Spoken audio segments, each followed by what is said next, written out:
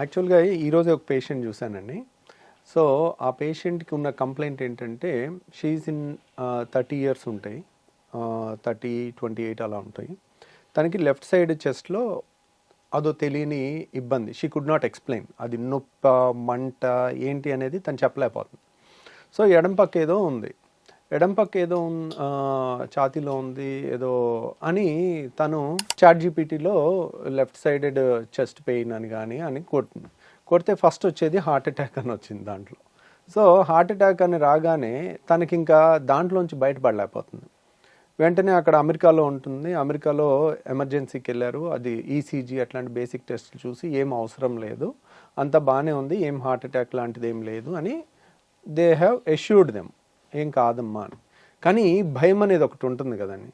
So ఇది నాకే వస్తే, సో కొంతమంది యంగ్స్టర్స్ ఇలా పడిపోతున్నారు, అలా ఆ భయంతో నాకు యాంజియోగ్రామ్ చేయండి అని అక్కడ అడిగింది. అడిగితే ఆ ఇన్సూరెన్స్ రూల్స్ ప్రకారం కానీ దేనివల్ల కానీ వాళ్ళు ఒప్పుకోకపోతే తను ఆల్మోస్ట్ ఇది జరిగి వన్ మంత్ అయింది అమెరికాలో. తర్వాత తను ఇండియా వచ్చి ఇండియాలో మనకి ఏ టెస్ట్ అయినా యాక్సెసిబుల్ ఉంటుంది. వెంటనే అక్కడ నెల, 2 నెలలు, 3 నెలలు అపాయింట్మెంట్ తర్వాత దొరుకుతుంది. ఇక్కడైతే ఒకే రోజు అన్ని రకాల టెస్టులు మనకు కావాల్సినంత స్పీడ్గా చేయించుకోవచ్చు. ఇండియా వచ్చేసి ఒక హాస్పిటల్కి వెళ్ళి నాకు ఇట్లా ఉందండి, నాకు ఒక యాంజియోగ్రామ్ కావాలి అని అన్నాను. యాంజియోగ్రామ్ అవసరం లేదమ్మా నీకు అని చెప్పినా కానీ లేదండి నాకు కావాలి అంటే, సరే రెగ్యులర్ యాంజియోగ్రామ్ అంటే ఇక్కడ సూది గుచ్చి లోపలికి వేసి చేయాలి కదా, అది రిస్క్ ఎందుకు అనవసరంగా సిటీ యాంజియోగ్రామ్ చేద్దామని సిటీ స్కాన్ యాంజియోగ్రామ్ చేయించారు. CT scan angiogram, calcium score అన్నీ చేసుకుంటే అన్నీ 0 ఉన్నాయి, అసలు అంటే ఏమీ లేదని. దీన్ని బట్టి మనం అర్థం చేసుకోవాల్సి, చాలామంది ఏమనుకుంటున్నారు, ఒక టెస్టే కదా చేసేసుకున్నాం, మనకేముంది, హ్యాపీగా ఉన్నాం కదా అని అనుకుంటున్నారు. అంటే ప్రతి దాన్ని అవసరం లేని టెస్ట్ చేయటం వల్ల ఒక రక్తం ఒక చుక్క లేకపోతే ఇంతో 5 ml ఇస్తే దానివల్ల పెద్ద నష్టమేం లేదు. కానీ ఒక అల్ట్రాసౌండ్ స్కాన్ చేస్తే ఏం అవ్వదు. అల్ట్రాసౌండ్ అంటే మన సౌండ్ వేవ్స్, మన నోట్లోంచి వచ్చిన వైబ్రేషన్స్ లాంటి అల్ట్రాసౌండ్ స్కాన్ ఎన్ని 1000 సార్లు చేయించుకున్నా రిస్క్ ఉండదు. ఎంఆర్ఐ స్కాన్లో కూడా రిస్క్ ఉండదు. కానీ సిటీ స్కాన్ అలా కాదు. తను ఏం చేయించుకుంది, సిటీ యాంజియోగ్రామ్ చేయించుకుంది.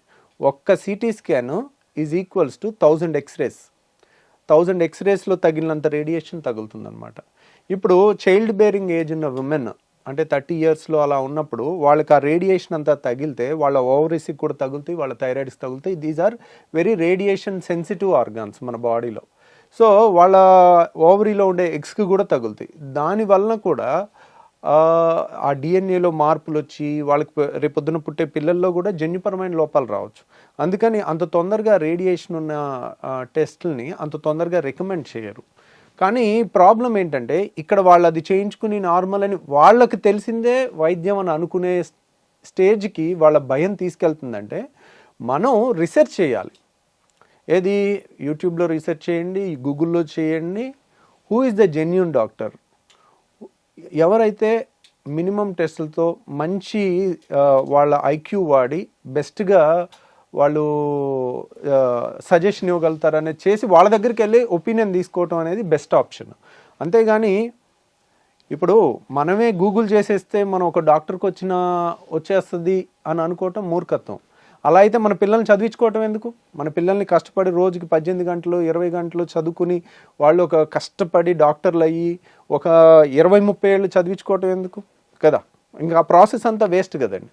సో అంత ఈజీగా ఉండదు. అంటే మెడికల్ సైన్స్లో మాస్టరీ అనేది బాగా చదువుకున్న వాళ్ళకే చాలా కష్టం అది. అలాంటిది ఒక సింపుల్ చాట్‌జీపీటీలోనో గూగుల్లోనో సెర్చ్ చేసేసి దానివల్ల చాలామంది సైడ్ ఎఫెక్ట్స్, ఇబ్బందులు, మానసిక క్షోభ అనుభవించే వాళ్ళే ఎక్కువ ఉన్నారు. కాబట్టి పునరాలోచించండి. మీరు డాక్టర్స్ని ఎక్కువ టెస్టులు కావాలని వీలైనంత వరకు అడగొద్దు. అవి కూడా కొన్ని రిస్కీ టెస్టులు ఉంటాయి. మీరు మళ్ళీ అడుగుతుంటే అందరికీ ఇలా డీటెయిల్గా ఎక్స్ప్లెయిన్ చేసే టైం ఉండదు. బయట ఇంకో 40 మంది పేషెంట్లు ఉంటారు, మీకు సిటీ స్కాన్లో ఇన్ని రేడియేషన్ ఉంటుంది, ఇంకెందుకు వచ్చిన గొడవలే, తలనొప్పి ఎందుకు, ఇవన్నీ చెప్పే బదులు ఒకటి రాసి ఇచ్చి పడేస్తే పోద్ది కదా అనే స్టేజ్కి తెచ్చుకోకండి. సో ఎందుకంటే మీ ఆరోగ్యం గురించి మీకు లేని బాధ ఇంకో డాక్టర్కైనా ఎందుకు ఉంటుంది? అన్నిసార్లు అందరూ ఎక్స్ప్లెయిన్ చేయరు, చేసిన వినని పరిస్థితిలో కూడా ఉంటున్నారు, అలా వెళ్ళకండి. సో చివరికి తనకి ఎండోస్కోపీ చేస్తే ఎండోస్కోపీలో హైటస్ హెర్నియా ఉండి రిఫ్లెక్స్ డిసీజ్ ఉంది. అంటే పొట్టలో ఉండాల్సిన యాసిడ్ పైకి తంతుంది. దానివల్ల ఇప్పుడు 30 ఏళ్ల వయసులో హార్ట్ అటాక్ రావటం అనేది జరగదు యూజువల్గా. ఇంకా అలా జరిగింది అనుకోండి, రేపొద్దున 10 ఏళ్ల కుర్రోడు నాకు ఛాతీలో నొప్పి వచ్చిందంటే యాంజియోగ్రామ్ చేస్తావా? దేనికన్నా ఒక రేషనల్, ఒక సెన్స్ అనేది ఉండాలి. అదే 65 ఏళ్ల మనిషి, 60 ఏళ్ల మనిషి, లేదంటే 45 ఏళ్ల మనిషి అయి ఉన్నాడు కానీ చైన్ స్మోకర్ అనుకోండి, తనకి హార్ట్ అటాక్ వచ్చే అవకాశం ఉంటుంది. రోజుకి 2 పెట్లు 3 పెట్లు స్మోకింగ్ చేసే వాళ్ళకి ఖచ్చితంగా హార్ట్ అటాక్ వస్తుంది. సో అలాంటి మేము చూసుకుని టెస్టులు సజెస్ట్ చేయటం వేరు, బ్లాంకెట్గా ఛాతీలో నొప్పి వచ్చింది నా పిల్లోడికి హార్ట్ అటాక్ వచ్చిందని వాళ్ళకు కూడా చేయించడం అనేది మూర్ఖత్వం అనమాట. So common things first. ఈ ఏజ్లో వచ్చేది ఏంటి అంటే యాసిడ్ రిఫ్లెక్స్ కామన్.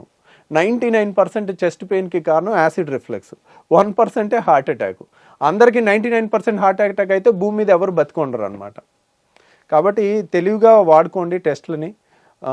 ప్రతిదీ లాజికల్గా ఎక్స్ప్లెయిన్ ఎక్కువసేపు చేయాలని ఎక్స్పెక్ట్ చేయకండి. మీకు కావాలంటే చాలామంది డాక్టర్స్ ఇప్పుడు ఇలాంటి పాడ్కాస్ట్ ద్వారా చేసి మీకు ఏమేమి తెలియాలనేది, దేనికి భయపడాలి, దేనికి భయపడకూడదు, ఏది హార్ట్ పెయిన్, ఏది గ్యాస్ పెయిన్ అనేది కూడా నేను ఒక టేబుల్ లాగా చేసి 8 minutes వీడియో చేశాను. నా పాడ్కాస్ట్లో ఉంది, నా ప్రీవియస్ దాంట్లో. అలా చూసుకుంటే మీకు నాలెడ్జ్ తెలిస్తే అనవసరంగా మీరు కంగారు పడరు, అనవసరమైన టెస్టులు చేయించుకోరు. సార్ అసలు ప్రెగ్నెన్సీ డెలివరీ అప్పుడు ఎస్పెషల్లీ వెన్నుపూస దగ్గర మత్తివ్వడం వల్ల జీవితాంతం వాళ్ళకి నడునొప్పి వస్తుంది అన్న మాట కరెక్టా కాదా? అక్కడి నుంచి స్టార్ట్ చేద్దాం సార్. వెన్నుపూసకి ఇంజెక్షన్ ఇవ్వటం వల్ల వచ్చే మత్తు అనేది ఎప్పటికీ ఉంటుంది అనేది అది అపోహేనండి. ఎందుకో చెప్తాను. యాక్చువల్గా మనం ఇచ్చే నీడిల్ అనేది చాలా సన్న నీడిల్, ఆల్మోస్ట్ 2-3 వెంట్రుకలంత సన్నగా ఉంటుంది కలిపితే. ఇప్పుడు లేటెస్ట్గా వచ్చేది ఇంకా సన్న. మా హాస్పిటల్ అయితే చాలామంది 20 gauge అలా ఇస్తారు. మేము 26 అంటే సన్నటి నీడిలు, సన్నగా వెంట్రుకంత సన్నగా ఉండే నీడిల్తో ఇస్తాం. కాబట్టి అంత సన్న నీడిలు ఇప్పుడు మామూలు సెలైన్ పెడతాం మేము, అదే 18 ఫ్రెంచ్. 18 ఫ్రెంచ్ స్కేల్ అంటే చాలా లావు అనమాట. 18-20 ఫ్రెంచ్. నేను చెప్తుంది నడుముకి ఇచ్చేది మన హాస్పిటల్లో 26 ఇస్తాం. చాలామంది 24-22 కూడా ఇస్తారు. సో 24-22 ఈజీ ఇవ్వటం, 26 సన్న నీడిల్ కదా, కొంచెం డిఫికల్ట్, కరెక్ట్ ప్లేస్లో వెళ్ళటం కొంచెం కష్టం అవుతుంది. అంత సన్న నీడిల్స్తో ఇచ్చినా, ఈవెన్ 22-24తో ఇచ్చినా ఏమవుదు. ఒక ప్రిక్ ఇస్తాము, ఒక సూత్తో ఒకసారి గుచ్చి తీసేసినందువల్ల ఏం అయిపోదు. కాబట్టి అది అపోహేనండి. దానివల్ల పర్మనెంట్ నడునొప్పి రావటం అనేది అసలు అది ఫ్యాక్ట్ కాదు. బట్ ఈ అనస్థీషియా చుట్టూరా చాలా భయాలు ఉన్నాయి కదండి. ఒకవేళ ఎక్కువ ఇచ్చినా ప్రమాదమే, తక్కువ ఇచ్చినా పేషెంట్కి డిస్కంఫర్ట్ ఉంటుంది. How do we have to see this అండి? How important is the role of anaesthesia during the surgery? So anaesthesia అనేది చాలా ఇంపార్టెంట్ అండి. ఒక సర్జన్ కింద నేను ఎప్పుడు సర్జరీ గురించి నేను భయపడను. ఎందుకంటే ఐఎమ్ ఏ సర్జన్. ఒకవేళ సడన్గా బ్లీడ్ అయినా నేను కంట్రోల్ చేయగలుగుతాను అన్న కాన్ఫిడెన్స్ నాకు ఉంటుంది. సో నేను ఎప్పుడు భయపడేది అనస్థీషియా గురించి. అనస్థీషియా గురించి ఎంత డెప్త్లో చదివానంటే నేను, ఎందుకంటే ఒక ప్రైవేట్ హాస్పిటల్లో నేను ప్రాక్టీస్ స్టార్ట్ చేసినప్పుడు 250 kg పేషెంట్కి నేను ఆపరేషన్ చేస్తున్నాను. అది పేపర్లో వచ్చింది. ఒక సీనియర్ ఎనస్థెటిస్ట్ ఫోన్ చేశారు. ఆయన పేరు గోపీచంద్ గారు. సో ఆయన ఫోన్ చేసి, ఆంధ్ర హాస్పిటల్లో ఉండేవాళ్ళు ఆయన చెప్పారు, ఏంటి రవి, ఇంత హై రిస్క్ కేసు చేస్తే ఏదన్నా అయితే అనవసరమైన బ్యాడ్ నేమ్ వస్తుంది కదా, ఎందుకు అట్లాంటివన్నీ చేస్తున్నావు, రిస్కీ థింగ్స్. సో ఇది సర్జరీ నువ్వు బాగా చేసినప్పటికీ కూడా అన్నీ బాగుండాలి కదా, ప్లస్ అంత పెద్ద 250 kg పేషెంట్కి మత్తిచ్చి ఆపరేషన్ చేసి మళ్ళీ వెనక్కి తీసుకురావటం అనేది ఇట్స్ నాట్ ఎ జోక్.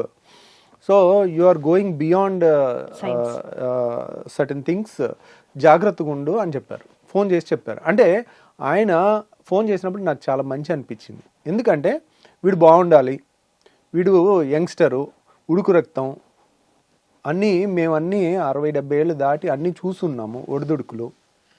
ఒక రిస్కీ కేసు చేయకపోయినా పర్లేదు, లాంగ్ రన్లో నీకు గనుక అదే రోజు ఆ పేషెంట్కి ఏదైనా అయిందనుకోండి, నేను అన్ని మీడియా ఛానల్లో వస్తాను. ఇప్పుడు గుడ్ రాదు కానీ బ్యాడ్ వస్తుంది. బేరియాట్రిక్ సర్జరీలో కొత్తగా వచ్చిన సర్జరీలో ఏదైనా కానీ హైలైట్ అవుతుంది. ఇప్పుడు ఎవరన్నా అపెండిక్స్ బాగా వచ్చి పగిలిపోయి చీంబట్టి చావుబతుకులు వచ్చినప్పుడు ఆపరేషన్ చేసినప్పుడు పేషెంట్ చనిపోయినా అది న్యూస్ అవ్వదు.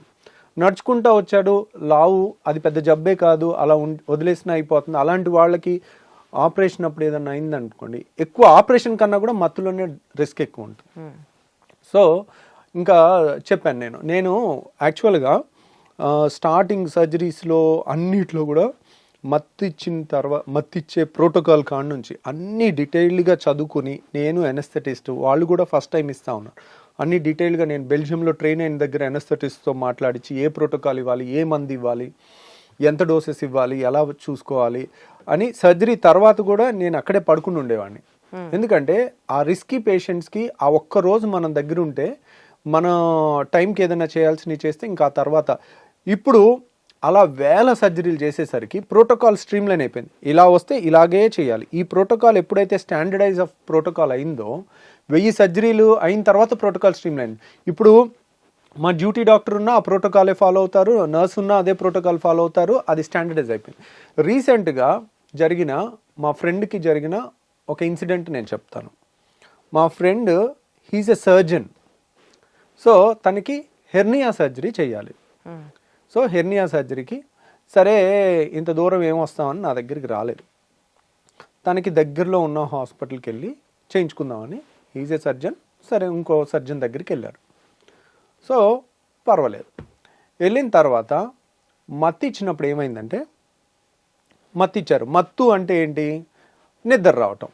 ఇప్పుడు సపోజ్ మనం గిచ్చామనుకోండి, సోయిలో ఉన్న మనిషికి గిచ్చితే తెలుస్తుంది. అదే డీప్ స్లీప్లో ఉన్న వాళ్ళని గిచ్చినా తెలియదు వాళ్ళకి గిచ్చినట్టు కూడా గుర్తుండదు. ఇంకా గట్టి గిచ్చితే ఏమవుతుంది? వాళ్ళు కొంచెం ఇటు తిరిగి పడుకున్న వాళ్ళు అటు తిరిగి పడుకుంటారు, అయినా కానీ సోయిలోకి రారు కొంతమంది. ఇంకా గట్టి గెలిస్తే ఒకసారి లేచి కూర్చుని మళ్ళీ పడుకుంటారు. సో ఇది మత్తు. కానీ ఇది ఒక్కటే కాదు. ఇప్పుడు ఒక గిచ్చితేనే ఇంత నొప్పి వస్తుంది. ఇక్కడ కట్ చేసి లోపల మనం కత్తులతో కట్ చేయటం కానీ సిజర్స్ అన్నీ వాడుతుంటే ఎంత నొప్పి ఉండాలి? ఆ నొప్పికి ఎంత డీప్ మత్తు ఇచ్చినా కానీ మనిషి కదులుతాడు. మనిషి కదిలితే ఆపరేషన్ చేయలేము. ఓకే. సో మనిషి అస్సలు కదలకూడదు. మత్తు అంటే నిద్ర ఒక్కటే కాదండి, 3 కాంపోనెంట్స్ ఉంటాయి. ఒకటి మత్తు ఇవ్వటం అంటే నిద్రపుచ్చటం, రెండోది పెయిన్ తెలియకుండా పెయిన్ కిల్లర్స్ ఇవ్వటం, మూడోది మజిల్ రిలాక్సేషన్. అంటే ఒక ఇంజెక్షన్ ఇస్తాం, దాని మజిల్ రిలాక్సెంట్స్ అని కొన్ని ఇంజెక్షన్స్ ఉన్నాయి. అన్ని బాడీలో ఏది కదలదు అనమాట. అదే ఇప్పుడు మీరు సోయిలో ఉన్నారు, మీకు కనుక ఆ ఇంజెక్షన్ ఇక్కడ పెట్టి ఇచ్చాను అనుకోండి, మీ బ్రీతింగ్ ఆగిపోతుంది. బ్రీతింగ్ ఆగిపోతే 5 నిమిషాల్లో ప్రాణం పోద్ది. ఓకే. ఏం చేయాలి? పొరపాటున ఇంజెక్షన్ ఇచ్చామనుకోండి, వెంటనే మీకు వెంటిలేటర్ పెట్టి ఒక పావు గంట వెంటిలేషన్ చేస్తే దాని ఆ మజిల్ రిలాక్సెంట్ ఎఫెక్ట్ పోయిన తర్వాత మళ్ళీ మీరు సోయిలోకి వచ్చేస్తారు, మీ మజిల్స్ మీ కంట్రోల్లోకి వస్తాయి. అలా ఆ మత్తు ఇచ్చే క్రమంలో ఉన్న మజిల్ రిలాక్సెంట్ బాగా ఇచ్చి మత్తు మందు తక్కువ ఇచ్చారు. సో పేషెంట్కి ఏమైంది? పేషెంట్ నిద్ర రాలేదు, కానీ బాడీలో కండరాలన్నీ ప్యారలైజ్ అయిపోయినాయి. అంటే తను కళ్ళు ముయ్యాలనుకున్నా ముయ్యట్లేదు, బ్రీత్ తీసుకోవాలన్నా బ్రీత్ ఆడట్లా, ఉక్కిరిబిక్కిరి అయిపోతున్నాడు. వెంటిలేటర్ పెట్టడానికి కొంచెం టైం పట్టింది. అసలు మత్తుకి ఊపిరాడడానికి సంబంధం ఏంటి సార్? ఊపిరి ఎందుకు ఆపాలి మత్తుకి? బాడీలో కండరాలన్నీ ఒకటేనండి.